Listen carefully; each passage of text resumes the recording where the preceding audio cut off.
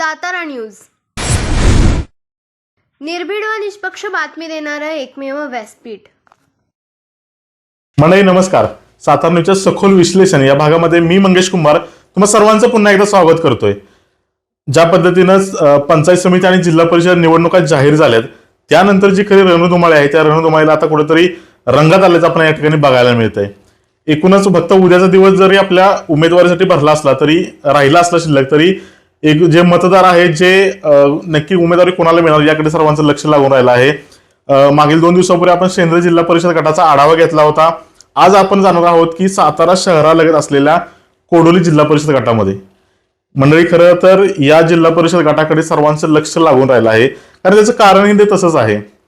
जे जिल्हा परिषदेसाठी जे अध्यक्षपदाचं आरक्षण जाहीर झालंय हे आरक्षण जे आहे ते ओबीसी महिला हे आरक्षण पडलं आहे आणि नेमकं तेच आरक्षण कोडोली गटासाठी सुद्धा लागू होत आहे. त्यामुळे खरं तर या गटामध्ये मोठी टस्सल आपल्याला या निमित्तानं बघायला मिळणार आहे. परंतु या गटाकडे जर आपण बघितलं तर या कोडोली गटामध्ये सध्या खरं तर जेवढं वर्चस्व छत्रपती खासदार उदयनराजे भोसले यांचं आहे तेवढंच वर्चस्व जे आहे ते आमदार महेश शिंदे यांचं देखील या गटाकडे असल्याचं आपल्याला बघायला मिळतंय. परंतु सध्या या गटाकडे जर आपण बघितलं तर या कोडोली गटामध्ये जसं उदयनराजे म्हणतील तसाच निर्णय या गटाकडे होणार असल्याचा जो खुलासा आहे किंवा जे चर्चा आहेत ते सध्या या कोडोली गटामध्ये रंगू लागल्याचं आपल्याला बघायला मिळते. ओबीसी महिला आरक्षण पडल्यामुळे खरं तर आणि हेच आरक्षण जे आहे ते जिल्हा परिषदेच्या अध्यक्षपदासाठी सुद्धा लागू होणार असल्यानं खरं तर या गटामध्ये मोठी चुरस आपल्याला या ठिकाणी बघायला मिळते. उमेदवारी अर्ज भरण्यासाठी फक्त उद्याचा दिवस शिल्लक आहे. परंतु ज्यांनी खरं तर गुडघ्याला बाशिंग बांधून जे उमेदवारीसाठी इच्छुक आहेत त्यांची भूमिका नक्की आता काय राहणार आहे हे आपल्याला नक्कीच उद्याच्या दिवसामध्ये स्पष्ट होईल. कारण का छत्रपती उदयनराजे भोसले यांचा शब्द जो आहे तो शब्द खरं तर या ठिकाणी उमेदवारासाठी अंतिम ठरणार असल्याचं आपल्याला समजतंय. परंतु त्याचबरोबर सार्वजनिक बांधकाम मंत्री असतील शिवेंद्रराजे भोसले यांची भूमिका देखील तितकीच निर्णायक या गटामध्ये ठरणार आहे. कारण का सध्या हे दोन्ही राज्य जे आहेत ते भाजपमध्ये आहेत आणि या कोडोली गटासाठी भाजपचा उमेदवार खरं तर भाजपच्या चिन्हावर हा जो उमेदवार आहे तो उमेदवार निवडणूक लढवणार आहे. मात्र त्याचबरोबर हा कोडोली गट जो आहे तो कोरेगाव विधानसभा मतदारसंघामध्ये देखील मोडतो.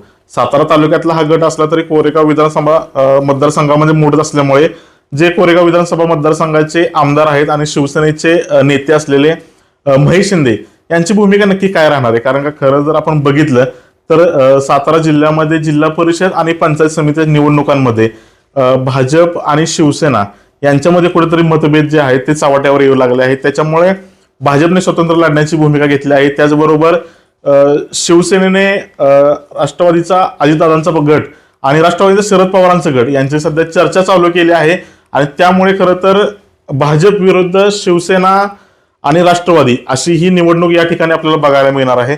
त्यामध्ये महेश शिंदेची नक्की भूमिका काय राहणार आहे त्याकडे सर्वांचं लक्ष लागून राहिलं आहे. एकंदर जर बघितलं आपण तर महेश शिंदे आणि शशिकांत शिंदे असा सामना खरं तर या ठिकाणी बघायला मिळणार होता.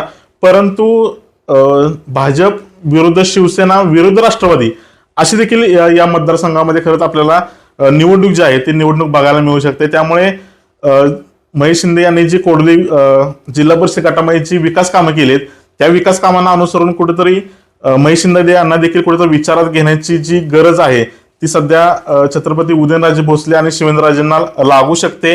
कारण का जर एखादा उमेदवार महेश शिंदे यांनी दिला आणि त्या उमेदवारीवर सध्या नाराजी व्यक्त झाली, मतभेद झाले तर त्या ठिकाणी कुठेतरी दागाफटका होण्याची देखील चिन्ह या ठिकाणी आपल्याला कोडोली गटामधून बघायला मिळतात. आणि तो चान्स जो आहे कारण का खरं जर बघितलं आपण तर सातारा तालुक्यामधून कोडोली हा एकमेव गट आहे तो गट जो ज्याच्यामध्ये आरक्षण ओबीसी महिला हे आरक्षण लागले आणि ते आरक्षण खरं तर अध्यक्षपदासाठी असल्यामुळे खरं एकूणच हे दोन्ही राज्य जे आहेत तो विचारपूर्वक जो उमेदवार आहे ते या कोडोली गटामध्ये सर्वांसमोर ठेवतील अशी अपेक्षा आहेत.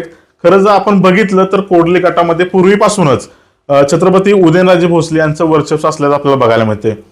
कोडोली गटाचे माजी जिल्हा परिषद सदस्य स्वर्गीय रवी साळुंके हे जे होते ते जिल्हा परिषदेचे उपाध्यक्ष म्हणून होते आणि त्यांचा प्रभाव जो आहे तो या कोडोली गटामध्ये निश्चित आपल्याला या निवडणुकीच्या निमित्ताने बघायला मिळेल.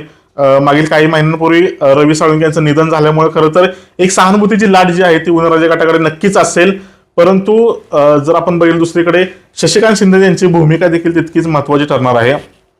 कारण जरी उदयनराजे आणि शिवेंद्रराजे यांनी महेश शिंदेना जरी विश्वासात घेऊन उमेदवार एकमत करून जर उमेदवार दिला, परंतु जे नाराज होतील त्या नाराजांवर खरं तर शशिकांत शिंदे यांची भिस्त असणार आहे. कारण का आपण बघितलं तर जेवढा प्रभाव या दोन्ही राजेंचा किंवा महेश शिंदे यांचा या गटावर आहे, तितकाच प्रभाव जो आहे तो तितकीच ताकद जी आहे ती शशिकांत शिंदे यांची देखील या गटामध्ये असल्याचं आपल्याला बघायला मिळते. त्याच्यामुळे खरं तर शशिकांत शिंदे यांनी दिलेला उमेदवार देखील तितकाच हलका नसणार आहे हे नक्की आहे. तो उमेदवार देखील ताकदीचा असेल आणि त्यामुळेच खरं तर कोडोली जिल्हा परिषद गटामधील जी ही निवडणूक आहे ही निवडणूक नक्कीच चुरशीची होणार असल्याचं आपल्याला या ठिकाणी बघायला मिळते. खरं तर कोडोली गटामध्ये कोडोली असेल, संभाजीनगर असेल, देगाव असेल, चिंचनेर असेल, जैतापूर, त्याचबरोबर खिंडवाडी, देगाव, संभाजीनगर ही जी गावं आहेत ना, ही गावं खरं तर मोठी गावं आहेत आणि ही मोठी गावं जी आहेत ती राजकीय दृष्ट्या समीकरण बदलण्यासाठी खरं तर महत्वाची गावं ठरणार आहेत. ह्या गावांचा जी निर्णायक भूमिका आहे ती निर्णायक भूमिका खरं तर जिल्हा परिषदेचा कोडोली गटाचा भावी सदस्य ठरवताना या ठिकाणी आपल्याला बघायला मिळणार आहेत. त्यामुळे खरं तर या गटामध्ये ज्याचा प्राबल्य राहील तो ती संधी जी आहे ती संधी नक्कीच कोणीही डावलणार नाही हे या ठिकाणी खरं तर आपल्याला चित्र या कोडोली गटामध्ये बघायला मिळते. एकूणच जर आपण बघितलं तर या कोडोली गटामधून इच्छुकांची संख्या देखील तितकीच महत्वाची आणि तितकीच लक्षणीय असल्याचं आपल्याला बघायला मिळते. छत्रपती शिवेंद्रराजे भोसले यांच्या कट्टर समर्थक समजल्या जाणाऱ्या कांचन साळुंके या देखील या कोडोली गटामधून खरं तर इच्छुक आहेत. त्याचबरोबर नीता खरात असतील, स्नेहल माने असतील, दिशा पिसाळ असतील, सुवर्णा गोरड असतील, पूजा फडतरे आहेत, रेखा शिंदे आहेत.